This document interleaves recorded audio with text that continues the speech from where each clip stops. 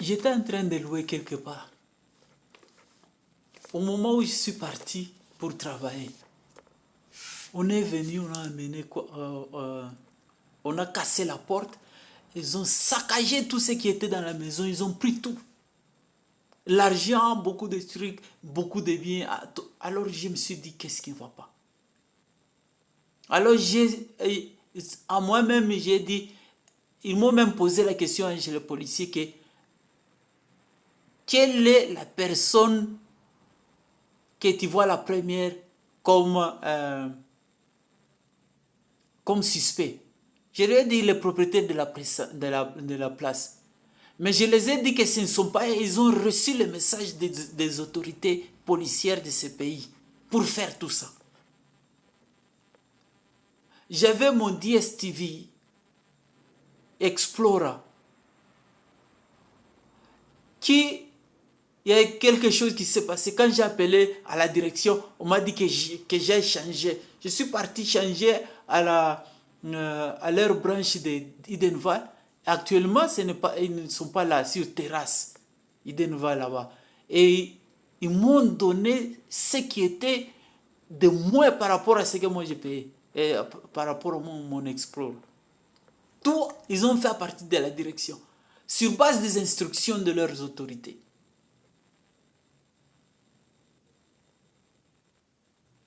Et un jour, j'ai appelé un Congolais de fixer quelque chose, l'antenne qui ne valait pas. Il m'a chargé double. Et le même problème, j'ai appelé les Sud-Africains. Les Sud-Africains voulaient même prendre l'antenne, il a caché ça, j'ai découvert. J'ai dit, qu'est-ce qui ne va pas, mon Dieu, avec ces peuples-ci? Dans ma moto, quand j'amène ça chez quelque part, ils vont mettre des trucs là. Quand j'amène ici, ils vont mettre des trucs. C'est-à-dire, les puissances, mais les principaux. C'était Philippe Banda et Jérémy Mbouy. Ils étaient en train de montrer comment leur force sur moi. Ils m'ont volé la moto. Et cette moto qui me permettait même de m'en sortir. Parce que je n'avais rien à faire. Je dois me prendre soin de moi-même. Ils sont venus récupérer ça. Ils ont envoyé les gens pour récupérer ça. Et après, ils m'ont même tabassé. Ils m'ont cassé même quoi? Les lèvres. Ils m'ont cassé les lèvres. Quand je suis parti à la police pour ouvrir les caisses, ils ont refusé. Ils n'ont pas ouvert. Quand j'ai appelé les Nations Unies, et c'est à ce moment-là qu'ils ont ouvert. Après, c'est 11 jours.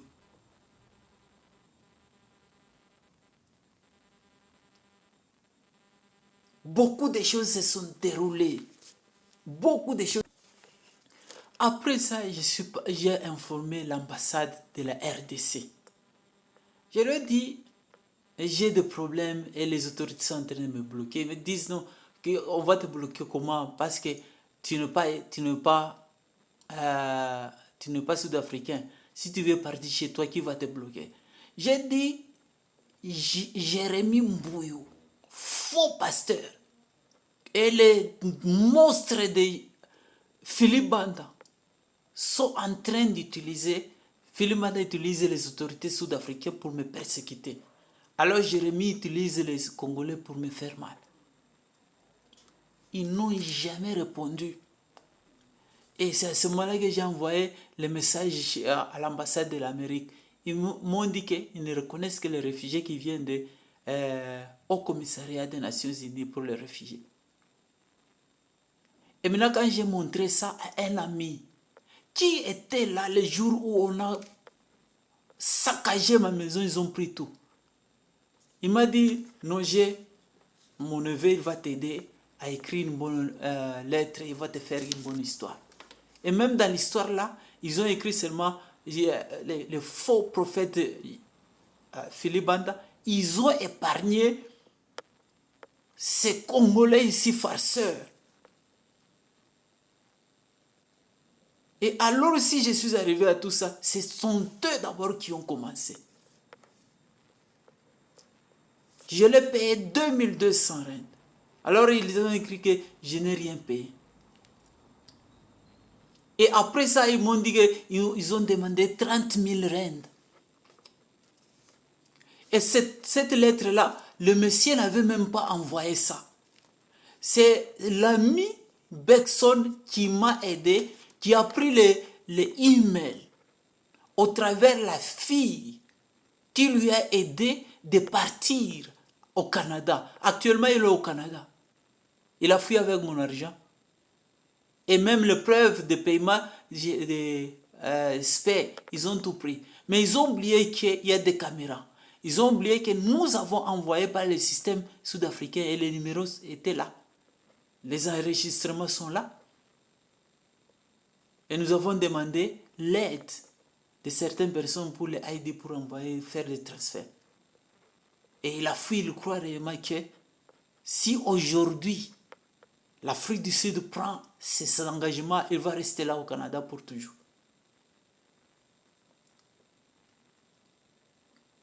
Ils m'ont dit que 30 000 là qu'on t'a demandé, c'est peu. Les Éthiopiens en donnent 100 000 rand, 80 000 rand, 150 000 rand. Alors toi, là, 30 000, c'est rien.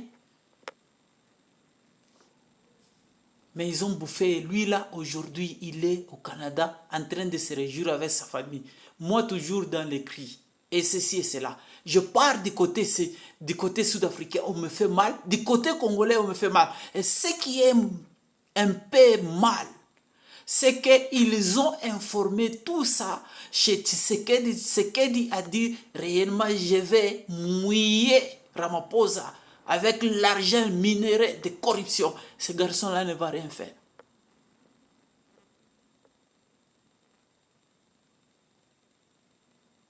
Je suis venu vers vous.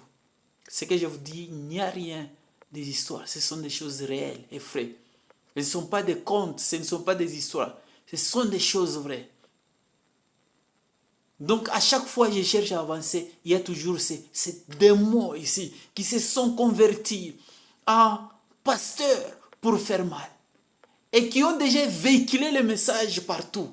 Comme ils veulent maintenir leur notoriété, leur influence, soit disant que Dieu les écoute, soit disant que les anges parlent, alors qu'ils sont en train d'utiliser les personnes. Mais il y a d'autres personnes qu'on ne peut pas utiliser. Eux sont là pour la justice. Eux sont ceux de personnes que je viens pour parler. Et écoutez-moi, car les preuves sont là. Par votre intelligence, par votre technique, ou par votre moyen de faire les choses dans le souci de faire des recherches, de faire des investigations. Vous allez trouver plus que même ça.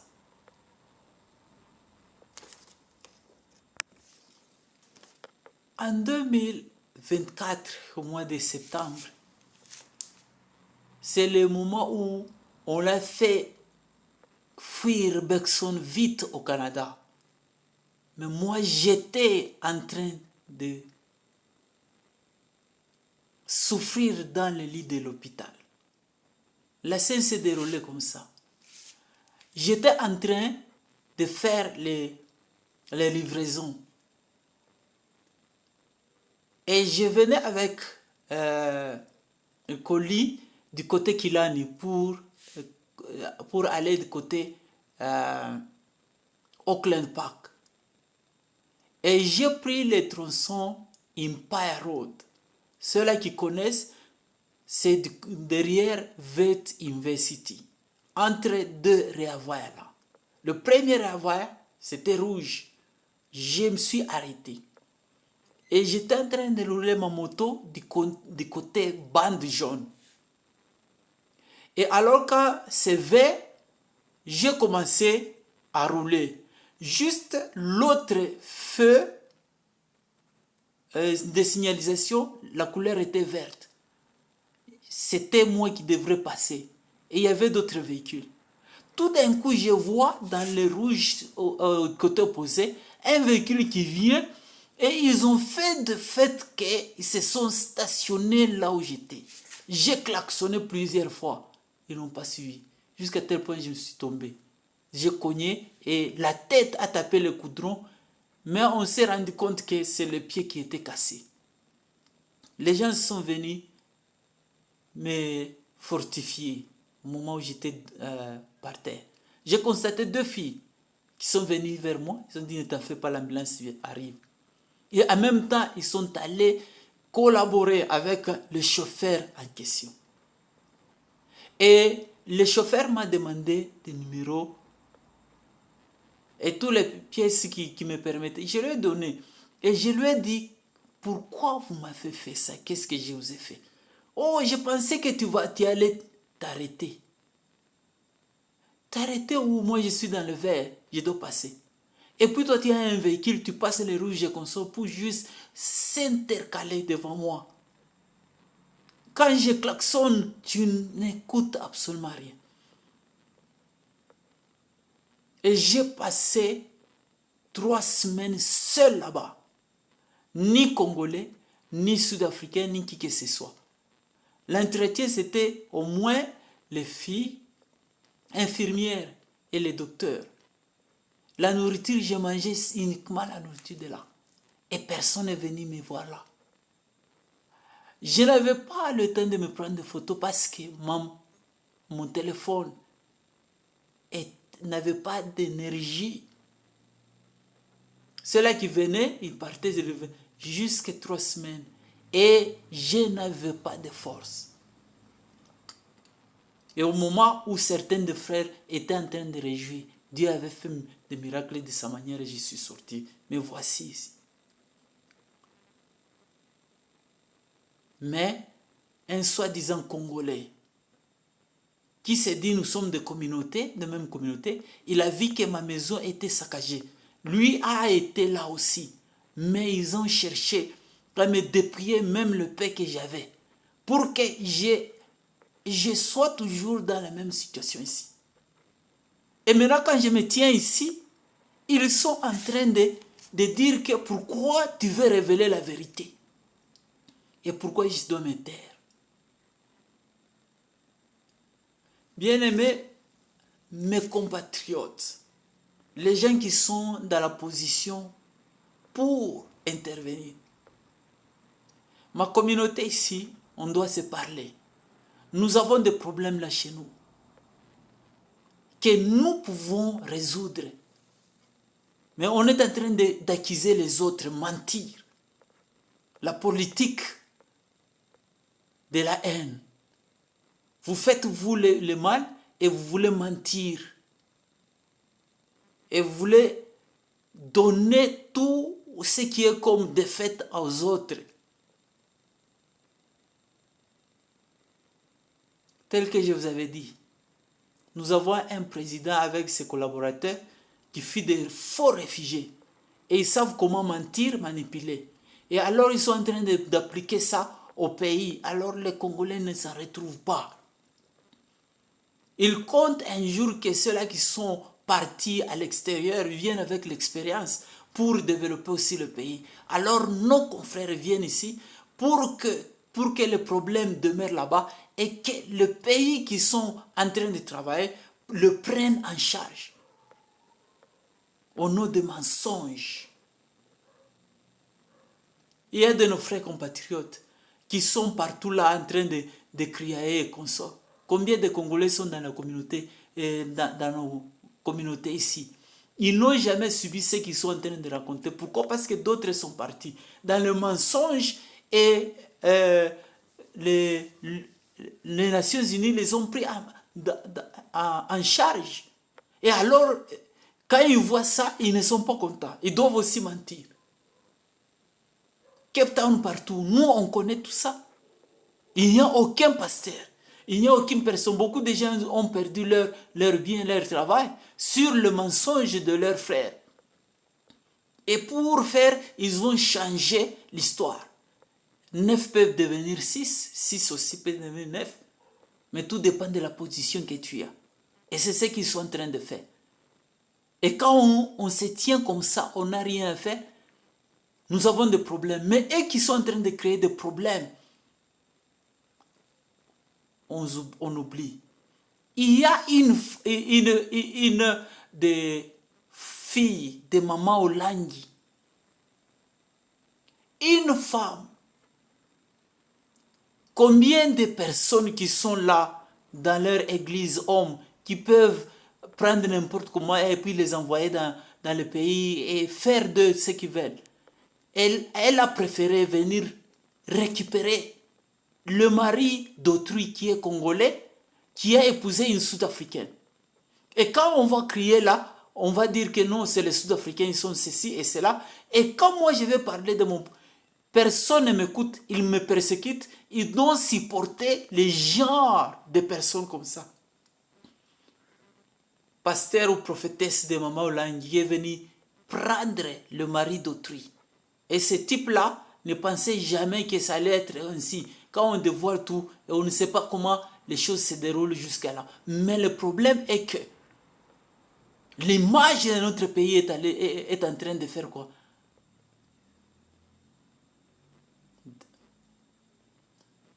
De s'abîmer à cause de soi-disant pasteurs, enfants de pasteurs et consorts, vous les sorciers qui sont en train d'ensorceler tout un pays. Aujourd'hui, le gouvernement en place, Tshisekedi, ils volent au nom de Jésus-Christ. Ils ont regroupé tous les malfaiteurs de pasteurs là-bas, soi-disant hommes de Dieu. Quand il y a un problème maintenant, toi la justice, l'homme de justice, tu es allé chez un autre farceur. Qui t'a dit que ce farceur-là va te donner la justice? Et pourtant de faire le bien pour le Congolais. Parce que même si ces faux réfugiés qui dirigent le pays ici quittent le pays, tu peux revenir. Mais toi, tu as préféré d'être utilisé. Tout ça, c'est ce qu'ils sont en train de faire avec les Camérés et les autres.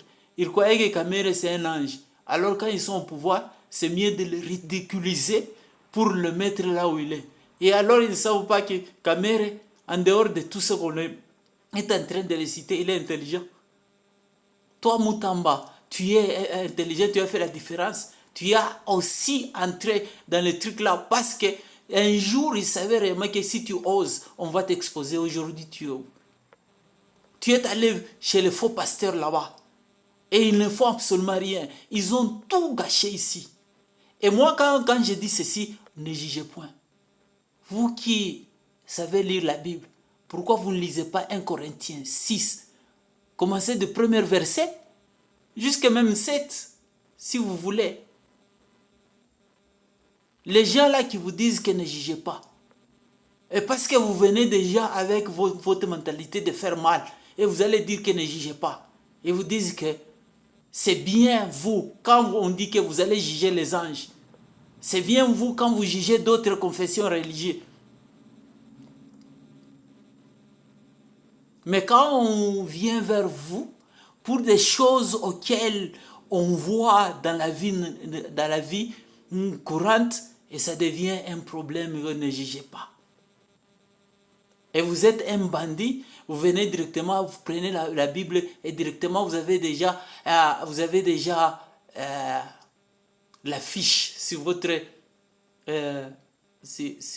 face. Ne jugez pas. Et vous pouvez faire n'importe quoi parce qu'on ne va pas vous juger. Et quand il y a des versets qui vous ramènent dans le chemin, et je ne sais pas la manière dont vous vous comportez. Voilà pourquoi je suis venu avec mon cœur brisé, avec réellement l'attente de quelque part pour résoudre ce problème. Et la justice soit faite. Je dis ceci, sur tout ce que je suis en train de passer dans ce pays-ci, et tout ce que le gouvernement de NC est en train de faire. Donc chacune des personnes dans ces autorités de NC sont en train, ils ont leur cas. C'est-à-dire, ça c'est mon cas, on ne touche pas. Ça c'est mon cas, on ne touche pas. Et personne ne parle à personne parce qu'ils connaissent déjà que toi tu es dans tel cas, tel cas. Et le seul moyen qu'ils sont en train de se protéger, et ils vont dire que si on t'a cité dans un cas, tu ne vas pas te présenter. Au moins ça, c'est tout. C'est-à-dire, toi tu as déjà mangé ta part. Laissez aussi les autres venir manger leur part. Et leur peuple sont en train d'accroupir dans la misère. Et quand il voit tout ça, il laisse que la population comprenne que c'est leur frère africain. Et les autres les haïssent. Pourquoi? Parce qu'ils sont là, ils se distribuent le pouvoir et le pouvoir ne change pas. L'autre vient ici, l'autre vient ici, ils se changent. Et parce qu'ils savent vraiment que nous allons leur présenter comme ça. Et s'ils viennent, ils vont se lever et puis on va les mettre par terre. Mais on ne va pas bouger ici parce que leurs chefs nous ont déjà donné quelque chose. Imaginez d'abord ceci. Au moment où le président Zuma était président de ce pays, le président Ramaphosa était son adjoint.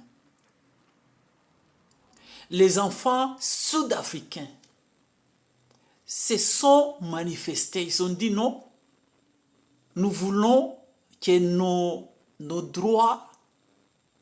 Ils ont manifesté sur base de leurs droits. Ils voulaient que leur salaire, beaucoup de choses, et parmi les choses qu'ils ont réclamées, c'est aussi l'ajustement de leur salaire. Juste pour ça, le salaire doit être ajusté. Et alors le président Ramaphosa, lui qui était vice-président, il a d'autres business et il avait aussi des actions en ça. Il n'a pas aimé. Il a donné l'ordre dans email aux policiers qui ont bien compris qu'il s'agissait de tuer ces gens-ci.